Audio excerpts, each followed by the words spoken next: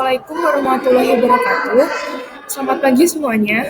Pada kesempatan kali ini, kami akan presentasikan analisis profitabilitas Bank BPD DIY untuk periode tahun 2020 sampai dengan tahun 2024. Presentasi ini disusun oleh anggota kelompok kami yang beranggotakan Cynthia Zalma Yudia, Alfian Abi Ramadan, Mutiara Indah Pratiwi, dan Ilin Aulia Fadilah. Untuk memulainya, kita terlebih dahulu masuk ke dalam overview-nya. Bank Pembangunan Daerah atau BPD memiliki peran strategis sebagai lembaga intermediasi di daerah.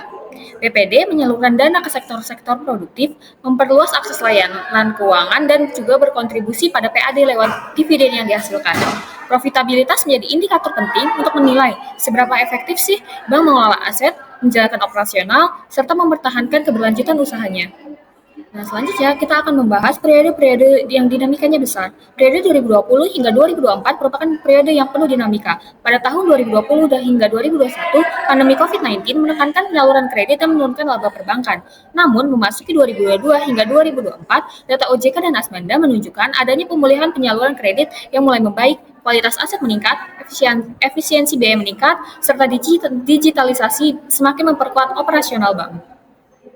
Nah, penelitian-penelitian sebelumnya, terutama tentang bank, itu masih banyak yang menyoroti analisis kredit, likuiditas, atau UMKM, dan aspek profitabilitas masih belum banyak dikaji. Karena itu, analisis profitabilitas untuk periode 2020 sampai 2024 ini penting sebagai dasar untuk merumuskan strategi penguatan permodalan, pengelolaan risiko, dan pengembangan layanan keuangan daerah, serta berguna bagi pemerintah daerah, regulator, maupun manajemen bank dalam menjaga stabilitas keuangan daerah. Nah, kemudian dari latar belakang tersebut, ada dua permasalahan yang bisa kita rumuskan, yaitu bagaimana tingkat profitabilitas Bank BPD DIY selama tahun 2020 hingga 2024, dan juga bagaimana hasil interpretasi dari masing-masing rasio profitabilitas tersebut. Nah, berikut untuk hasil interpretasi dari masing-masing rasio profitabilitas pada Bank BPD DIY. Yang pertama, kita masuk ke analisis ROA. Dari hasil perhitungan yang terlihat bahwa ROA BPD DIY ini sempat meningkat pada 2021, tetapi kemudian menurun secara bertahap sampai 2024. Kenaikan awal ini menunjukkan adanya perbaikan efektivitas pengelolaan aset pasca pandemi. Namun, kemudian ada penurunan di tahun-tahun setelahnya yang menandakan bahwa pertumbuhan aset tidak diikuti peningkatan laba yang sebanding. Jadi, meskipun masih berada pada level sehat, tren menurun ini menunjukkan perlunya optimalisasi pemanfaatan aset. Selanjutnya, untuk analisis ROE atau Return on Equity mengalami tren menurun cukup jelas dari 10,23% di 2020 menjadi 7,77% di 2024. Penurunan ini terjadi karena ekuitas bertumbuh cukup besar, sementara peningkatan laba bersihnya tidak sebanding. Artinya, kemampuan bank dalam menghasilkan laba dari modal sendiri melemah, sehingga ke depan diperlukan strategi intermediasi dan efisiensi untuk memperbaiki pembaliannya.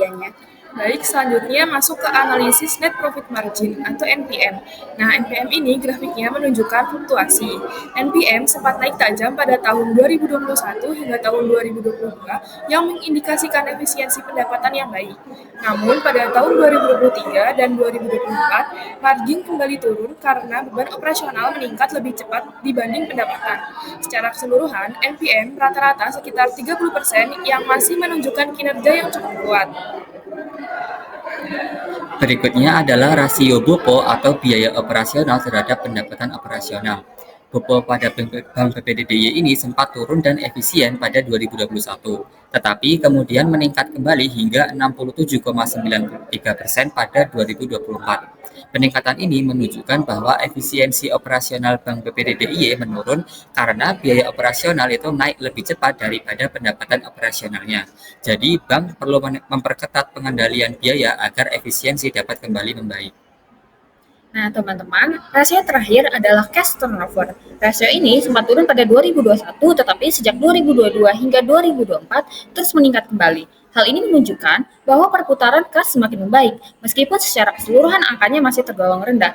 Kas dan setara kas tumbuh besar, tetapi kontribusinya terhadap pendapatan belum optimal sehingga masih ada ruang untuk terus meningkatkan produktivitas dana kas. Berikut kesimpulan dari hasil analisis kami. Dari hasil analisis dapat disimpulkan bahwa kinerja profitabilitas Bank BPD DIY selama 2020 sampai 2024 berada dalam kondisi stabil namun belum optimal. ROA dan ROE sama-sama menunjukkan tren menurun karena aset dan ekuitas bertumbuh lebih cepat daripada laba bersih. Kemudian, NPM dan BOPO menunjukkan penurunan efisiensi operasional akibat beban biaya dan yang meningkat. Sementara cash turnover relatif stabil namun masih rendah, menandakan bahwa kas belum dimanfaatkan secara optimal untuk menghasilkan pendapatan bunga. Secara keseluruhan, bank tetap profitable dan memiliki fondasi yang kuat.